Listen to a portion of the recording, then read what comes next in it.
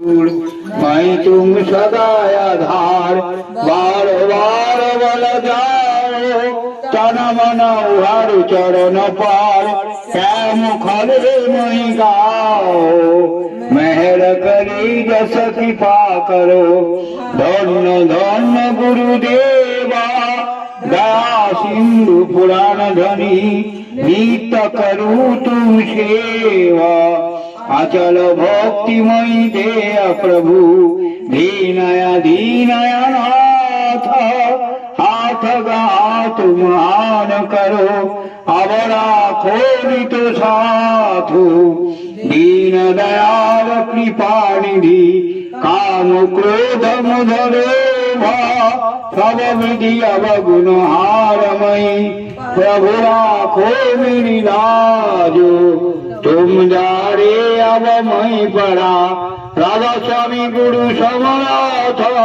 तुम बिना और न दूसरा अब करो दया पर तक्षो तुम दारे विलम्ब क्यों दया करो मेरे साया देव प्रेम की दार दुख सुख कुछ व्यापी नहीं झूठे सब उत्पात दया करो मेरे साया देव प्रेम की दार दुख सुख कछु व्यापी नहीं झूठे सब उत्पात बार बार कर जोड़ कर सविनय करो उपकार साधु संगमयी देवनी तो परम गुरु दातार साधु संगमयी देवनी तो परम पिता दातार गुरु ब्रह्मा गुरु विष्णु गुरुदेव महेश्वर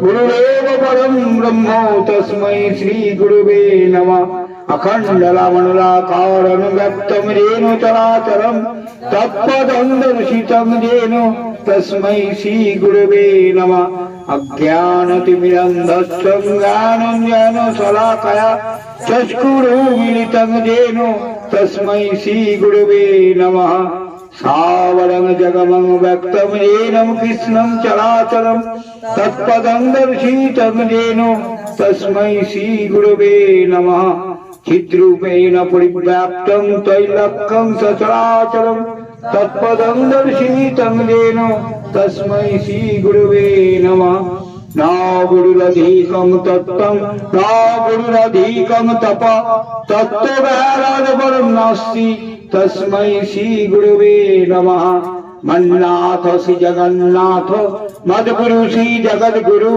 मदागम सर्वभूत राधे राधे कृष्ण कृष्ण गोविंद गोविंद गालो रे जय राधे राधे कृष्ण कृष्ण गोविंद गोविंद गालो रे राधे गोविंद गोविंद गोविंद गोविंद गोविंद गोविंद गोविंद गोविंद गोविंद बोले सदा डाको रे राधे गोविंद गोविंद गोविंद गोविंद गोविंद बोले सदा डाको रे जय राधे राधे कृष्ण कृष्ण गोविंद गोविंद गालो रे जय राधे राधे कृष्ण कृष्ण गोविंद गोविंद गालो रे जय राधे राधे कृष्ण कृष्ण गोविंद गोविंद गालो रे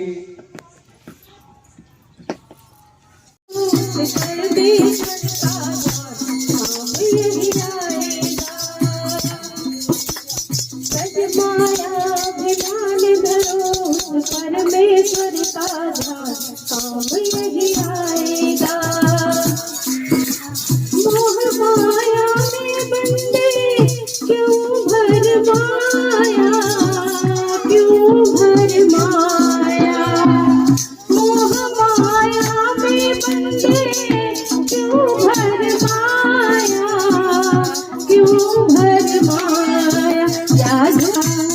जिसको तू अपना कहता कुछ नहीं तेरा ये दौलत महल मकान साथ ना जाए कुछ सामान यही रह जाएगा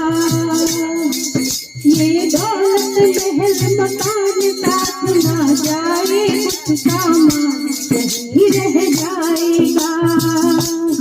तज माया अभिमान धरो परमेश्वर का ध्यान काम यही आएगा। अंत समय में प्यारे बोल भी न पाएगा, बोल भी न पाएगा। अंत समय में प्यारे बोल भी न पाएगा, बोल भी न पाएगा। तेरी होगी बंद जुबान कभी ना किया पुण्य और दान बड़ा पछताएगा। तेरी होगी बंद जुबान कभी ना किया पुण्य और दान बड़ा पछताएगा। तज माया अभिमान धरो तो परमेश्वर का ध्यान काम यही आएगा। तज माया अभिमान धरो तो परमेश्वर का ध्यान काम यही आएगा। भज राधा राधा नाम पावन करिए धरा धाम को आवे नाथ महान। पावन करिए धरा धाम को आवे नाथ महान। जन्म जन्म के दुख बिसराए, जन्म जन्म के दुख बिसराए पायो अमृत नाम। भजो राधा राधा नाम, भजो राधा राधा नाम, भजो राधा राधा नाम, भजो राधा राधा नाम।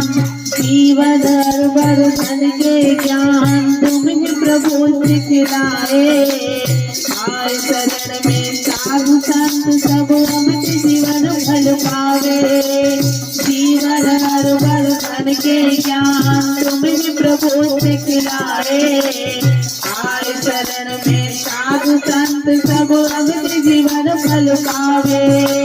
जीवन वर्धन के ज्ञान तुम्हें प्रभु सिखलाए। आए शरण में साधु संत सब अमित जीवन फल पावे। तुम्हें दर्शन तुम्हें ज्ञान,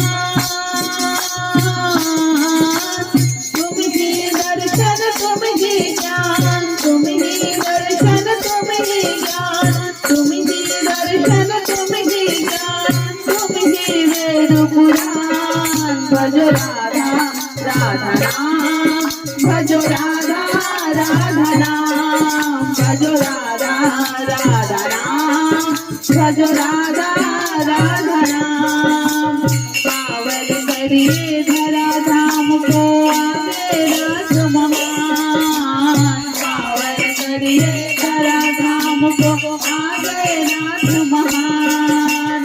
जन्म जन्म के दुख बिसराए हो, जन्म जन्म के दुख बिसराए पायो अमृत नाम। भजो राधा राधा नाम, भजो राधा राधा नाम, भजो राधा राधा नाम, भजो राधा राधा नाम।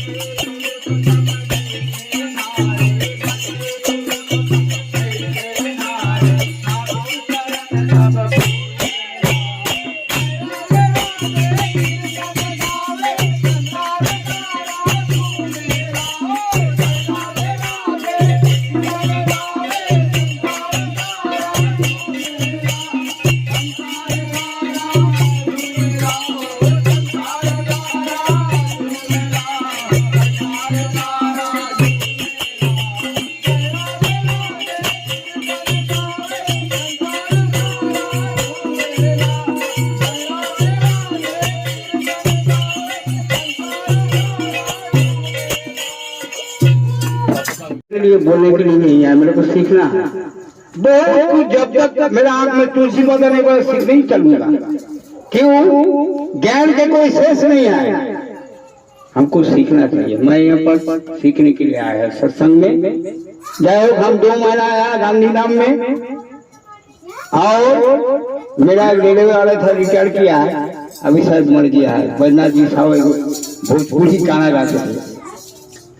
अरे मनुष्य बन के आई रे बारे, अरे जुवा पुरुषोत्तम चली दर्शन करे। अरे बाबा चले आचार्य देव की दरबार चली दर्शन करे। अरे मनुष्य के लागे मेला, अरे ठाकुर जी के आजब लीला। अरे बाबा चले आनंद बाजार चली दर्शन करे। अरे मनुष्य के लागे मेला, ठाकुर जी के आजब लीला। अरे बाबा चले आनंद बाजार चली दर्शन करे। अरे लाखों लाखों गुरु भाई, अरे एक सुर में कीर्तन गाई।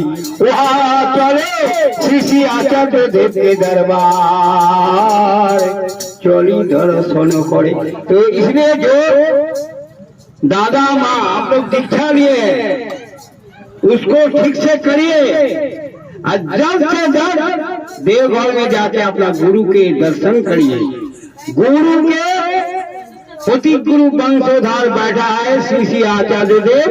दर्शन करने जो जाएगा उसको अगर आंखों को दृष्टि पड़ेगा, मैं गारंटी के साथ कह सकता हूँ सब आपको दुख सब दूर हो जाएगा। उन्होंने जो बताया यही है। जय जयकार बोलो, जय जयकार बोलो, जय जयकार बोलो, जय जयकार। ठाकुर जी करेंगे सबका उद्धार, ठाकुर जी करेंगे सबका उद्धार। इसीलिए मेरा संक्षिप्त वक्तव्य सबके खुश रहे। जय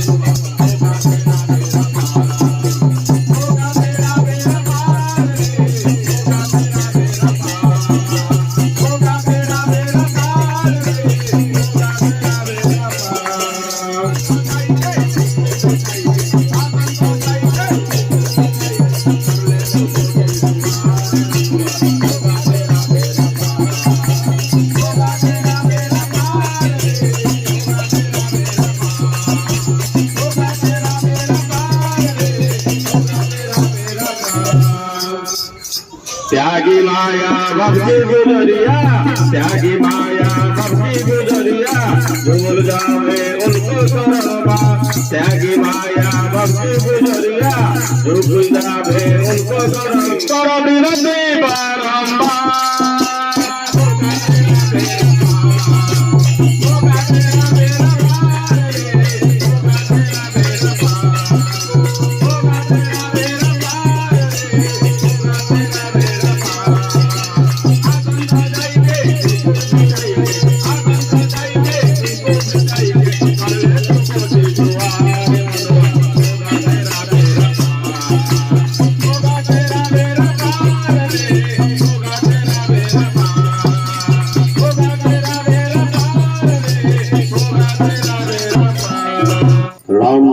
त्रेता में थे।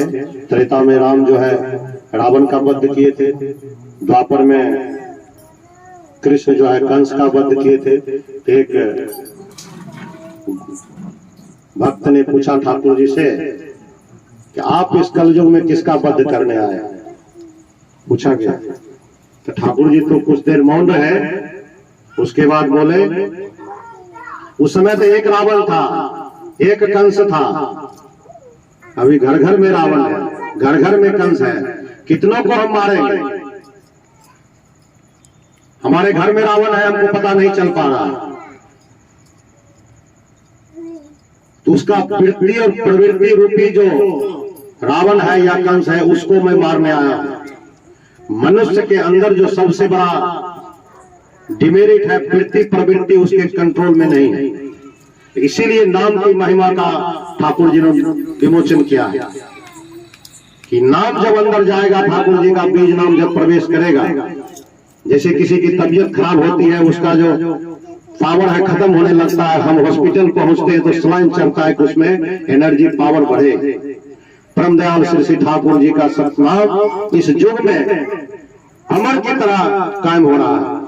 और धर्म की परिभाषा ठाकुर जी बोले हैं बचना और बढ़ना। और पूरे विश्व ब्रह्मांड में कोई ऐसा जीव जंतु नहीं है जो बचना और बढ़ना नहीं चाहता, सब चाहता है, लेकिन बचने और बढ़ने का फार्मूला ही नहीं मालूम।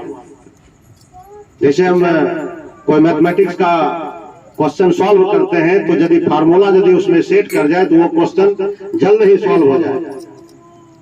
जीवन जीने का यदि फार्मूला मालूम हो जाए कि जीवन हम कैसे जीवित रह पाए, कैसे जिंदा रह पाए, कैसे बढ़ पाए, तो बिल्कुल जीवन जो है एकदम अनंत शांति में बीतेगा। अभी तो हर मनुष्य का कोई गारंटी नहीं है कि हम अभी घर से निकले तो घर वापस पहुंचे हैं कि नहीं पहुंचे। देवी देवता के स्थान पर जाते समय भी कोई घटना दुर्घटना हो जाती है, अकस्मात हो जाती है। पूजा पाठ तो सब कर रहे हैं अपनी अपनी इच्छा से। इस युग में ईश्वर बोले हैं कि मेरे अनुसार पूजा करो, हम जैसा चाहते हैं वैसा पूजा करो। हम लोग छठ व्रत का हम लोग धूमधाम से मनाते हैं।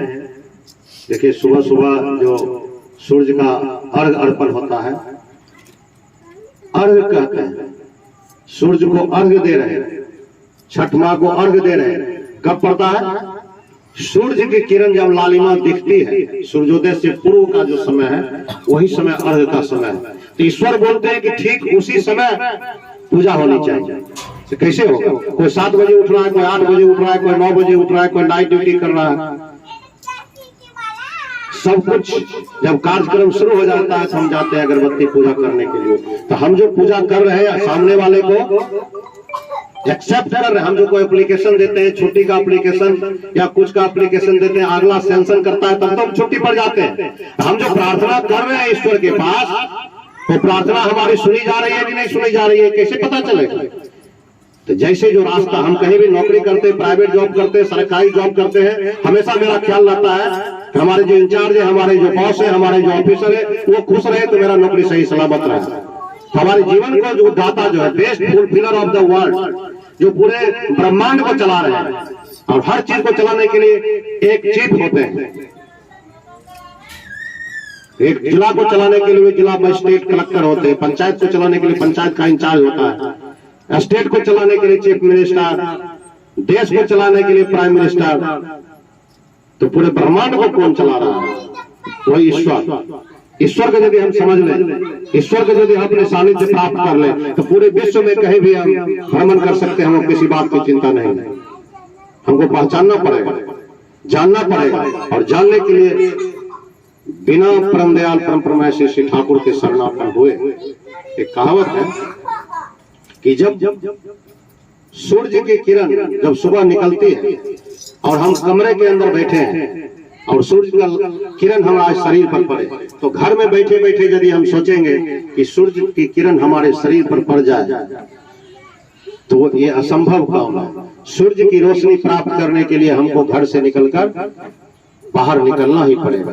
तो हमारे अंदर जो वृत्ति प्रवृत्ति है वो घर से निकल के जब हम बाहर निकलेंगे तब जाके हम सही ईश्वर को प्राप्त करेंगे। हम लोग जो जिनका घर गंगा किनारे है या किसी भी समुद्र किनारे है, नदी किनारे है, तो बहुत से आदमी जो है नदी के इस किनारे से उस किनारे तक नाव से सफर करते हैं, घंटों समय लगता है। लेकिन उसी नदी में, उसी समुद्र में बोट चलता है मोटर का, वो फट से इस किनारे से उस किनारे निकल जाता है। कैसे है? वो स्पीड बढ़ाने का उसमें मोटर लगा हुआ।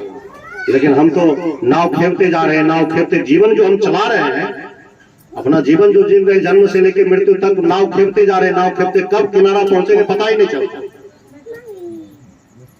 लेकिन उसी नाव के एक हुक को यदि उस बोट में फंसा दिया जाए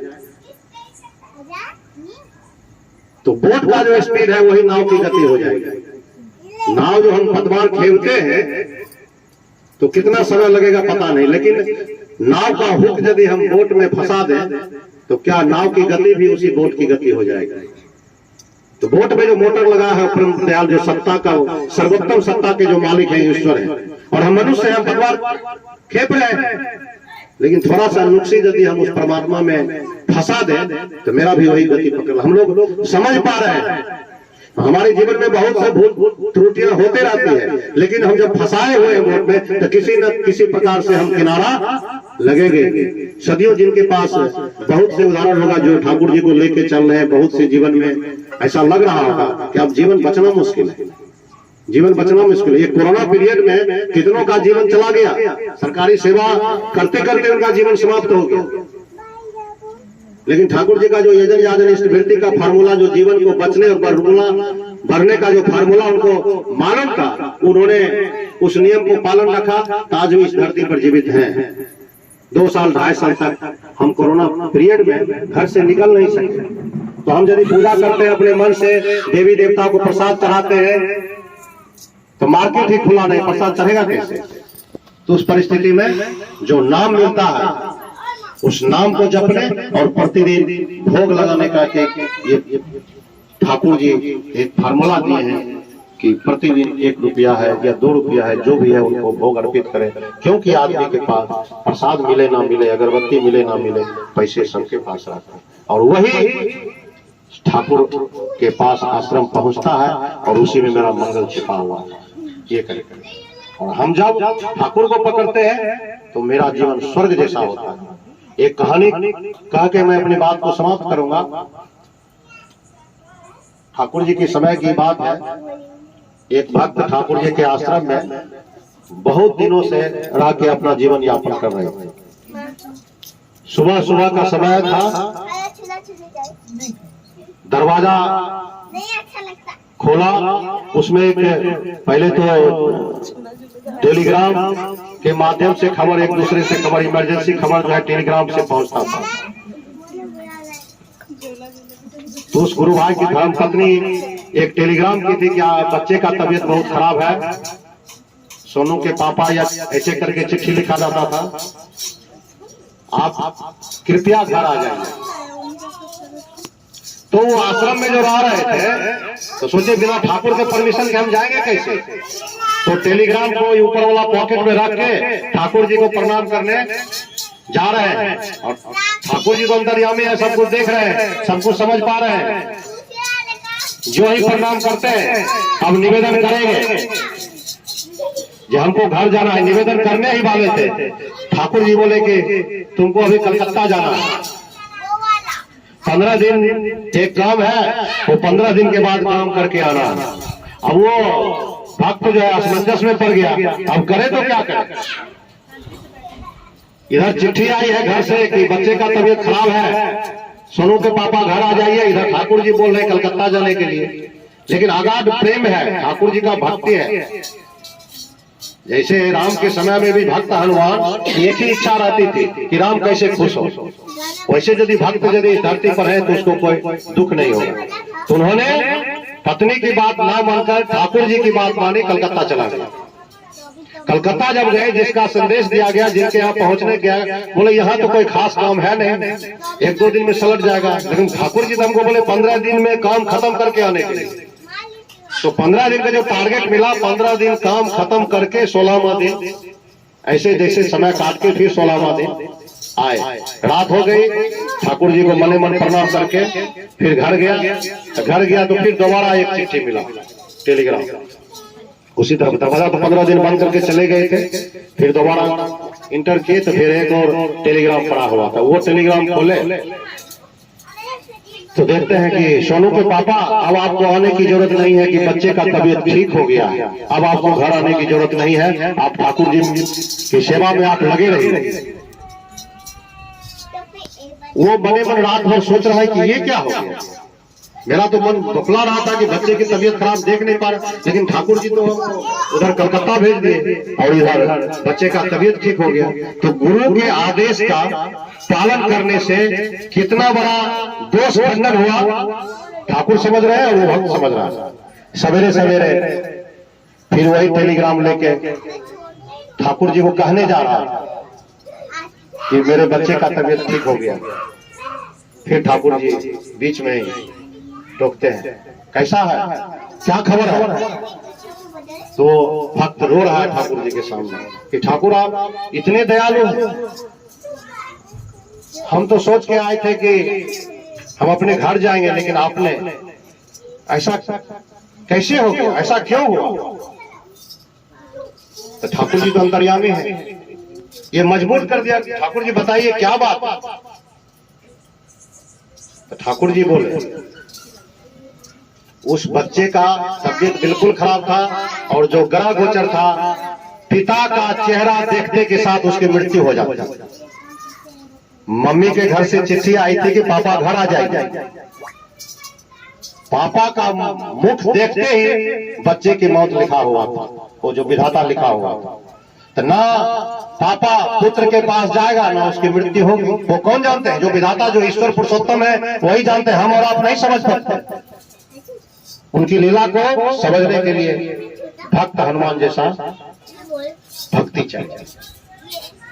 इसीलिए और जब जो पीरियड था 15 दिन का, जब उसका समय सीमा था, वो समय सीमा 15 दिन का, वो 15 दिन के बाद ऑटोमेटिक उसकी तबीयत ठीक हो गई और वो आदमी अभी भी सब कुछ सकुशल चल रहा है। हम परमपिता को समझने का प्रयास करें, उनको लेके चलें जीवन में।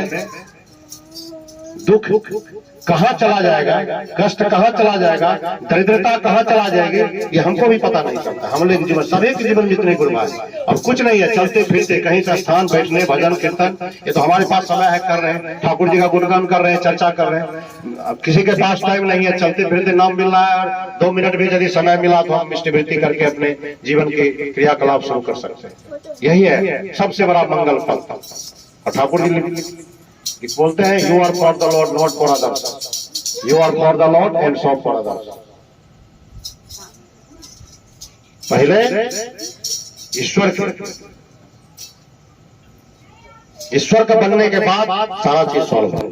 ईश्वर के बनने के लिए कोई अलग से कोई ताकत लगाने की जरूरत नहीं, एनर्जी लगाने की, उसका सतनाम से ही सारा दोष ग्रह गोचर सब खंडन होना शुरू हो जाता है। धीरे धीरे कर्म के माध्यम से हम अपना ऊंचाई पर पहुंचते हैं।